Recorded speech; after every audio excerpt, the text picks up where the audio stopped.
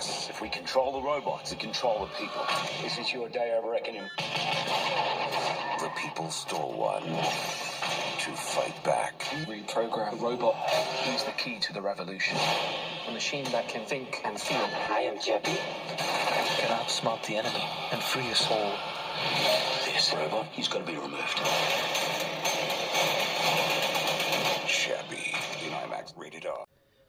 What a lovely way to start March off. Welcome to Time About the Movies. On the first day of March, as I'm recording this March 1st, 2026, we are taking a look today at the three films that make up March 6, 2015. And like I said, what a way to begin with one of my worst movies of all time, number 8 on my list, Chappie, aka the movie where Neil Blomkamp destroys everything that made him successful with District 9 Elysium. And I'm not even joking. This movie is a goddamn mess, man. I mean, I've gone into greater detail in the video I did. Want to check that out? There's the link in the corner. But I'll be brief on this one here. But in this movie, in the near future, crime is patrolled by an oppressive, mechanized police force. But now the people are fighting back. With one police droid, Chappie, is stolen and given new programming. He becomes the first robot with the ability to think and feel for himself. As powerful, destructive forces start to see Chappie as a danger to mankind and order, they will stop at nothing to maintain the status quo and ensure that Chappie is the last of his kind. Yeah. I touched on this in greater length in the past in the video I did before, and I'll just be brief on this one here. Yeah, fuck this movie, man. Fuck Chappie, fuck his movie, fuck him, fuck these characters, fuck the story, fuck everything about this movie. This film is unbelievably bad. For one thing, every character is your typical stock character in a movie like this. You've got the stereotype smart guy played by Dev Patel, who's going to be in a much better movie in just a little bit here. You have the naive hero who starts off not very smart, but becomes a badass at the end of it. You have the cartoon villains, the henchmen, the obvious people who are going to be killed off, the asshole boss played by Sigourney Weaver. We have seen this done before, not just in every action movie. We've seen this done before in every Neil Blomkamp movie. I mean, seriously. District 9 and Elysium are the same setup, except this time, we don't have aliens this time around or people with mech suits. No, it's a robot, and it's an obnoxious, annoying robot. Look, I love Sharlto Copley, but yeah, this character, and pretty much every character in here, is annoying as hell, man. The gang that Chappie calls his family are extremely annoying. The girl is annoying. The two guys who are dumbasses who decided at one point to take him out in the real world, they're stupid too. Like, Chappie himself is a dim-witted moron that is so unlikable in his actions. Wall-E and Johnny Five from Short Circuit could easily beat the shit out of him, and nobody would make a big deal out of it. And again, it's another one of those sci-fi movies that just takes and takes and takes from every other sci-fi film out there and just realizes that we have nothing unique or different about it here. So, yeah, this thing is just a mess across the board here. I mean, this thing is just so terrible, man. Like, I mean, I'll give him this. For a $50 million movie, it still looks impressive. It is a visually stylistic film. But what do we always say here on this channel? Visuals do not make the fucking movie. Hugh Jackman is the most annoying I've ever seen him in a movie like this. But, he is such a pain in the ass to watch in this film. I mean, he is just so obnoxious and just is so stupid. Like, he thinks he can just get away with whatever he wants to do. And it's another one of those movies that has one of those stupid endings where, Dev Patel's character gets shot. Chappie tries to save him by putting a test robot body on him and giving him new life. Because Chappie apparently found a way to create a way to save people subconscious through their helmet at the robot lab. And they never explain how he's smart enough to figure this out. This movie doesn't want to figure it out. It wants to come in, get as much money as you can, and yeah, it didn't do that at all. This thing was a massive flop, and like I said, it killed Neil Blomkamp's career. He was never going to get that excitement that you saw from District 9 and Elysium again after this movie, and he has not made a good movie since then. The closest one is probably Gran Turismo, but even then, that's not a great film overall. That movie is pretty fucking awful overall, so yeah, this is rough. This was a bad movie. Like I said, if you want a fuller description of how much I hate this movie, link in the corner, link down below. Chappie is a pretty bad movie. So let's go ahead and talk about Dev Patel in a much better movie. Let's take a look at him in the second best exotic Marigold Hotel. To the second best exotic Marigold Hotel! On March 6th. Careful, you'll never get back up again. Well, you're still in one slightly sagging piece, I see. Buckle up. Whoa! For a whole new journey. Lordy, Lord, have mercy on my ovaries. The man is so handsome, he has me questioning my own sexuality. Are you pimping out your own mother? Not at all, no. Although, yes. Second Best Exotic Marigold Hotel. Rated PG, March 6th. I mean, if we're being honest, Dev Patel really was not the major problem with Chappie. He was just given a bad script overall.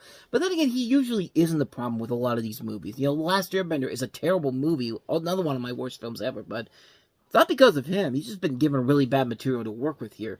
Even he can take something that's not as bad, like this, and just say, hey, I'm going to have fun with this. And he is one of the best things about this movie.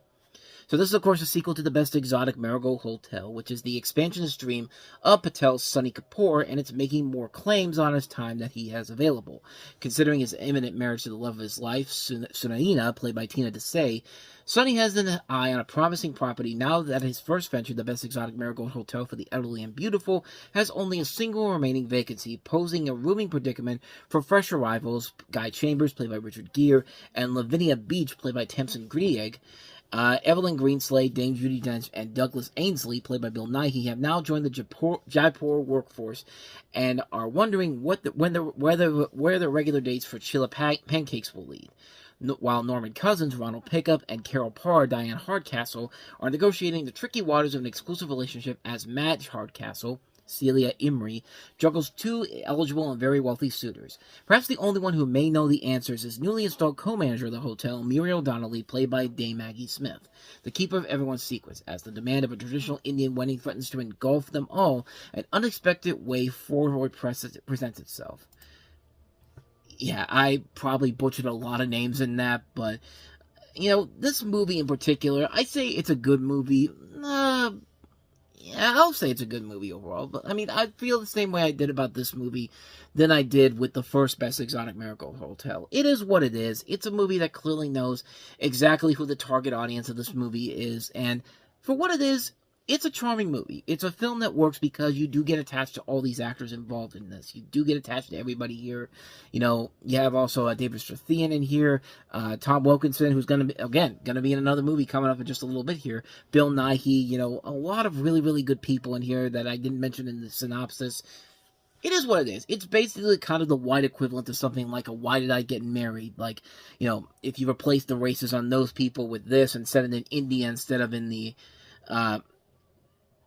Actually, it's San Diego, I believe, that this is taking place in. No.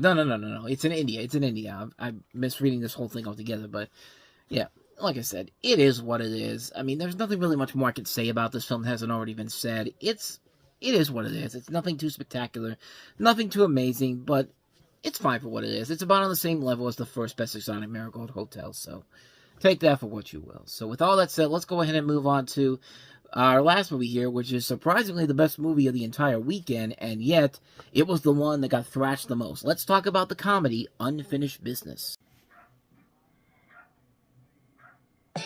I just landed a huge deal for you, and then you tell me I'm going to take 5% less this year? You are replaceable. You say that kind of stuff a lot. That's why Brian Peters wrote your jackass on your parking curb. What the hell, Dan? That was 1 year ago. The next day I started my own company. I only have 2 employees. One's too old, and one's too young. I've never been on a business trip before. I'm pretty jacked. Can you not say your whole name today? Because the client can lose focus. I'm like Pancake. What was your last name? Pancake. Like breakfast. It's Greek. It's delicious. Yum. The good news is we nailed a big deal, and we're traveling to Germany to shake on it. Hey, Dan. You gotta be kidding me. This deal may not be done. Dan, this is Chuck Portnoy. You know, don't you? Those pants are so tight. Is that a crease? No, I don't have a crease, thank you. Slit? No. There's space. There is no space. There's actually space. It's alarming. You're telling me we're bankrupt? If we don't close this deal. Well, you're the little guy taking on the big guy. You're going to go up against me and Dynamic Systems. We're gonna be hard to beat. The first rule is show the client a good time. Let's party, eh? All we do is party, and get high right now. Snoop Lion, probably time to pass that. Just do it, throw it. What happened? So yeah, this is a movie where it really kind of just came and went. It bombed hard at the box office. It only brought in $5 million on its opening weekend, cost $35 million to make, so it means it's terrible, right? I mean, Vince Vaughn has been in a lot of bad comedies before this, like The Watch and also The Internship, but surely this is another one of those bad films, right? Well, actually, it's not. I mean, I'm not even going to say it's a great movie overall, but the thrashing that it got, I really don't think it's that bad. But Vince Vaughn stars as a hard-working St. Louis small business owner with his two associates, played by Tom Wilkinson and Dave Franco. They travel to Europe to close the most important deal of their lives, but what begins as a routine business trip goes off the rails in every imaginable and unimaginable way, including unplanned stops at a massive sex fetish event and a global economic summit.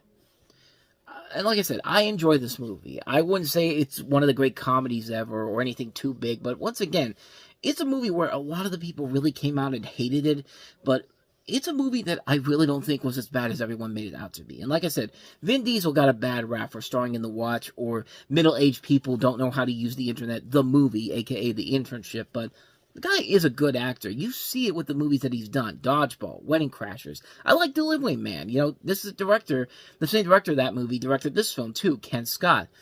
You know, I thought he worked very well with Tom Wilkinson and Dave Franco. They do have a lot of good chemistry together. Nick Frost has a very funny role in here. I thought James Marsden was pretty good in here. The comedy overall is good. The raunchy stuff is okay, I guess. Nothing too spectacular, but nothing too amazing.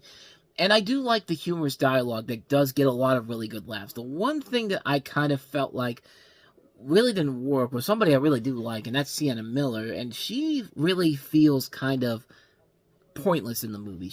Her only real reason that the character is there is to basically be simply the competition, you know, the person that's going to go up against Vince Vaughn, and yet she hardly ever shows up in this except for a few scenes. Like the stuff you see in the trailer, that's more than enough times than she is in the actual movie.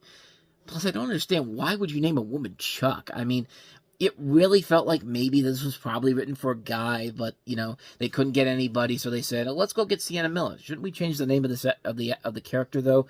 No, we'll just say it's Chuck Portnoy, and just, you know, we're not even going to bother explaining why that is. Like, they didn't even try to hide the fact that they had no idea how that was supposed to be a male role altogether, but there's also a subplot about how Vince Vaughn's kids are having a tough time in school, and a lot of those scenes are genuinely good and shows that, you know, Vince Vaughn can be a good actor. But with all that said, they really don't do a whole lot with it. There's a subplot about how, you know, Vaughn's daughter wants him to fill out a paper describing who he is, and the other subplot is about his son getting bullied for his weight. It's just like, you could tell they were trying to have more with that storyline, but they just seem like they didn't have a good idea of how to fully resolve it, because it never gets fully resolved at the end of it. It's one of those things where it's just like, you never feel a sense that every possible outcome was brought out in that situation. And like I said, it really does feel like they didn't have a full script altogether to explain why this is in here and why we should care about this. Like, even the end of the film, when Vaughn finally gets that handshake sealing the future of the company, feels a little anticlimactic for its own good. You know, to the film's credit, though, I do think the best elements are the fact that they don't rely on cliches. Like, you know, there's that moment, you know, of course, where you think the team's going to break up or resolve their differences. You know, Vince Vaughn's cheating on his wife. The investors become pompous dickheads. Well, none of that really happens in this movie. And I like the fact that they didn't go down that route. And I think it helps because the writer of this is Stephen Conrad, who wrote one of my favorite underrated movies, The Weatherman, which came out 10 years prior to this. And I think that because he kept the script from going in that direction overall, it does help the film overall. I think it works very well to a T. It's not a movie I would deem as a great comedy, but Unfinished Business does have a lot of flaws. But the stuff that does work really does work overall. I think the cast is good, the jokes are funny, the direction is decent, the writing is good. It is a good movie. It's not a great movie, but it's certainly nowhere near as bad as people made it out to be. And I found it more enjoyable than most people did. And I think they'll find it more enjoyable when you see it on TV a couple years later. And I feel like if you watch it on FXX one day, or FX, you know, you go, or Comedy Central, whenever it plays on TV, or whatever network, what's another network that airs movies on comedies like this? IFC maybe, I don't know, TBS possibly, just listing out random cable channels here, but if you ever find it out there, I'd say definitely give it a watch, and go into it with an open mindset. I mean, it is a lot better than I think a lot of people gave it credit for when it came out. It's a movie that's definitely worth it if you go into it with the right mindset, I should say. So, That's all I got to say about unfinished business, and we just finished our business today. Coming together full circle, baby. That's going to wrap up this episode of Time About the Movies. Next time we meet, we'll take a look at 3 more big movies in the spring, including what I think is probably the best overall Disney live-action remake, and that is Kenneth Branagh's version of Cinderella, with Cate Blanchett as the wicked stepmother, Lily James starring as the title character. You also have Helena Bonham Carter. Also, Dominic is, I was about to say Dominic Cooper, but that's not who that is, I think. Not even close. Richard Madden, the guy, Robb Stark from Game of Thrones. I mean, I knew who that actor was, but I just couldn't remember the name. For some reason, I thought of Dominic Cooper, but he looks nothing like Dominic Cooper. But anyway, we'll take a look at Cinderella. We'll also take a look at Liam Neeson's latest film, Run All Night. Now, we'll also take a look at the big horror hit of the year, the big horror cult hit of the year, It Follows. And, yeah. That seems to be about it for the next episode. So we'll take a look at those 3 films. That, of course, will be coming up tomorrow on the show. So stay tuned for that. But with all that said, thank you so much for watching this. I hope you enjoyed it. If you did, please go ahead and do me the honors of hitting that like button, that subscribe button, and that notification button. Also, don't forget to check out our playlist, and don't forget to check out the previous episode we did. So with all that said, whether it's in the past, the present, or the future, I will see you at the movies. Take care.